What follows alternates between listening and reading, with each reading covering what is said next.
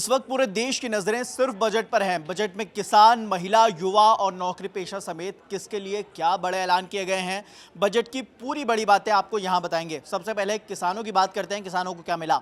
आगामी 6 साल में मसूर, उड़द और तुअर जैसी दालों की पैदावार बढ़ाने पर ध्यान दिया जाएगा। कपास की पैदावार बढ़ाने के लिए 5 साल तक मिशन मोड पर काम होगा। इसके लिए देश के कपड़ा उद्योग को मजबूती मिलेगी। किसान क्रेडिट कार्ड पर कर्ज की लिमिट अब बढ़ा दी गई है। 3 लाख से बढ़ाकर ये 5 लाख होगी, जिसके जरिए 7.7 करोड़ किसानों और मछुआरों को ऋण दिया जाता है। एमएसएमई के लिए लोन गारंटी कवर 5 करोड़ से बढ़ाकर अब 10 करोड़ कर दिया गया है। 1.5 लाख करोड़ तक का कर्ज मिल सकेगा। ज्ञान को प्राथमिकता बजट में प्रस्तावित विकास उपाय गरीब, युवा, अन्नदाता और नारी को ध्यान में रखकर 10 व्यापक क्षेत्रों तक फैला हुआ है। खिलौना का हब बनेगा, ये भी एक बहुत बड़ी बात है। भारत को खिलौनों का वैश्विक केंद्र बनाने की योजना है। मेक इन इंडिया का प्रतिनिधित्व करते हुए गुणवत्तापूर्ण खिलौनों का निर्माण होगा। क्लस्टर, हुनर और निर्माण का उचित माहौल विकसित करने पर जोर दिया जाएगा, ताकि गुणवत्तापूर्ण और अनोखे किस्म के खिलौने बनाए जा सकें। यानी कि खिलौनों को लेकर अब भारत सरकार बहुत फोकस्ड है। एमएसएमई के लिए क्या है, अब इस पर बात करते हैं। एमएसएमई के लिए लोन गारंटी कवर 5 करोड़ से 10 करोड़ किया गया, जैसा कि हम बता चुके हैं पहले ही आपको। दूसरी अगर बड़ी योजनाओं की बात करें तो स्टार्टअप के लिए अब लोन अमाउंट 10 करोड़ से बढ़ाकर 20 करोड़ रुपए किया जाएगा।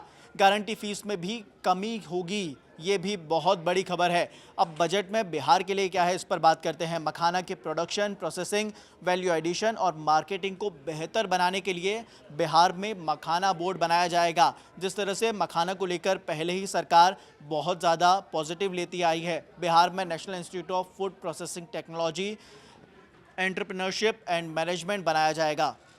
किसानों के उत्पाद की गुणवत्ता बढ़ाकर उसकी आय में बढ़ोतरी होगी। इससे युवाओं के लिए हुनर, उद्यमिता और रोजगार प्राप्त करने के इससे अवसर भी नए नए और पैदा होंगे। अब हवाई यात्रा की बात करते हैं। हवाई यात्रा करने वालों के लिए क्या मिला है? 1.5 करोड़ लोगों का फ्लाइट में यात्रा का सपना पूरा किया जाएगा।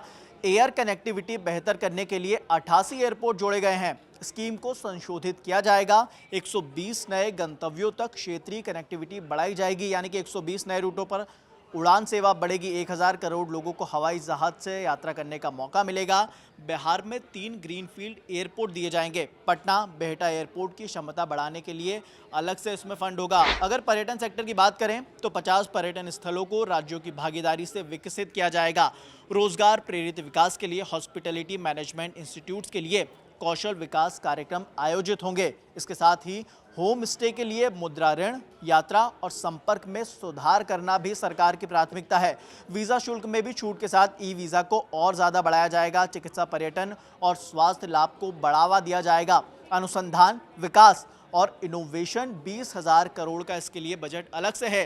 रेहड़ी पटरी विक्रेताओं, ऑनलाइन और शहरी कामगारों में निवेश के लिए भी अलग से इस बार बजट रखा गया है। यानी कि अगर कुल मिलाकर बात की जाए तो ये वाला बजट मिडिल क्लास के लिए बड़ा राहत देने वाला है। और जिस तरह से लगातार खबरें आ रही थी कि लोक लुभावना बजट हो सकता है, और उसी तरह से मोदी सरकार 3.0 का ये पूर्ण बजट बड़ा ही लोक लुभावना तो है ही, साथ ही मिडिल क्लास को एक बहुत बड़ी राहत दी गई है। मिडिल क्लास को बड़ी राहत, ये सबसे बड़ी चीज़ तो ये कि 12 लाख तक की अब इनकम टैक्स फ्री होगी। यानी कि अगर आपकी इनकम 12 लाख रुपए सालाना है तो आपको कोई टैक्स नहीं देना होगा, ज़ीरो। जिस तरह से उम्मीदें लगाई जा रही थी कि 10 लाख तक के इनकम टैक्स फ्री हो सकती है, मगर सरकार ने एक कदम और आगे, यानी कि अब मिडिल क्लास की पूरी तरह से बम बम कही जा रही है, क्योंकि 12 लाख तक के इनकम टैक्स फ्री हो चुकी है। फिलहाल के लिए इतना ही। तमाम खबरों के लिए आप देखते रहिए दैनिक जागरण।